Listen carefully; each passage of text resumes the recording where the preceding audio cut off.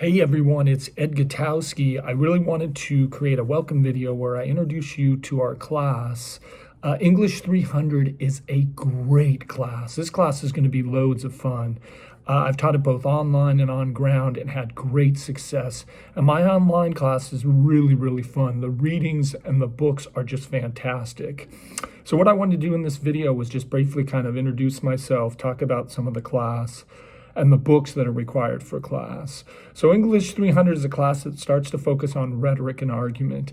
And rhetoric and argument is always fun. You know, students are very engaged in the concepts of rhetoric and argument. And I like rhetoric and argument because oftentimes students, want to have an argument. But before we can have an argument, we have to talk about rhetoric. So around week 2 or 3, we'll start getting into rhetoric or talk about argument, but it's always loads of fun. With regards with our class, so I've set up this class so basically students have the full week to complete all the classwork and course assignments. So other than checking in on Mondays, you'll have the full week and everything is due by Sunday at midnight. The reason why I'd like to do a Monday check-in is because it allows students to know what to prepare for and to balance their time. And then would all come in during the week and kind of check your progress. But students have really found they like the flexibility of having the full week to complete the coursework and course assignments. So we'll never meet in person unless you want to meet during Zoom, and I'm free to meet with you during a Zoom office hour. So let me talk about a little bit about the books. The first book we're going to talk about is the St. Martin's Handbook. And it's important that you buy this edition. It's pretty cheap, and I'm going to start using this one when we get into rhetoric and argument. There's some grammar exercises specifically with this book that I want to use as well, but I've been using this book, for most of my teaching career. It's really accessible for students. It helps them understand concepts like rhetoric, argument, logos, pathos, ethos, fallacies. The MLA makes sense for them, and then there's some grammar exercises we'll go through. So make sure when you buy this edition, make sure you get the 8th edition, and it's a blue cover. Now, the second book we're going to look at is the Siegel Reader Essays.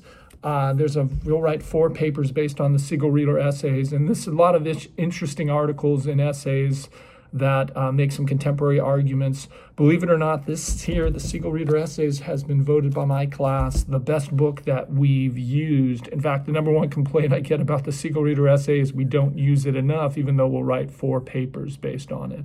We got 3 books we're going to use for class. The first one is Into the Wild, and Into the Wild is just loads of fun. I mean, it's engaging for students. Students really like this book. Our research paper will be based on it.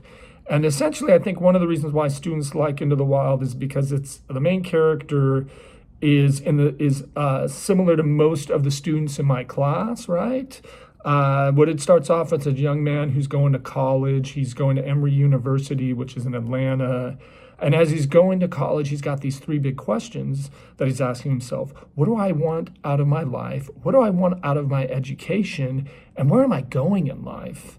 And so this kid does something really bizarre. And what he does is after he graduates from college, he sells all of his possessions, gets rid of all of his money, and he disappears like that. And no one knows what happens to him. And his parents are freaking out. They hire a private detective that's trying to find out what happened to their son. And 6 months later, he walks into Alaska with, 10 pounds of rice, a pistol, and tries to live off the land. And the author, John Krakauer, wants to know what would motivate a kid who had everything going for him, from a well-to-do family, smart, college educated, to do something so brash and rash. And again, students really like this book. There's all sorts of really interesting arguments. I know that in the past that some students may have read it before, but they really appreciate coming back to the book and looking at it through a different lens and really looking at the arguments that motivated this young man. Second book we're going to look at is a book called Mouse. It's a graphic novel on the Holocaust. It's actually really powerful. So we are actually going to read kind of a comic book, which means either I'm an easy teacher or I'm a terrible teacher. But I found Mouse to be a real powerful book about the Holocaust. And I found that oftentimes students may not have even read anything about the Holocaust. And it's quite, I'd probably use the word powerful again. And then we're going to end with the book called The Hate You Give, which is a book that deals with issues of race and race in America. I've been trying to move on from The Hate You Give, but every time I've ended it, students have said they really liked looking at the issues that the book deals with. They like looking at the issues of how it addresses sort of issues of race in America and conditions in our inner city. So what I just wanted to do was just to create that welcome video, give you kind of a sense of the books that we're going to use, kind of an idea of what class is. Again, we never meet in person.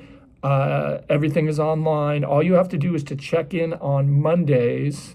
Let me know you've checked in, any questions or concerns you have, and then everything else is due by that Sunday at midnight. And if you have any other questions, concerns, just let me know. But anyways, our class is going to be a lot of fun, and I look forward to seeing what you think of. Week 1, we'll start off looking at some poems that are going to be the foundation of class.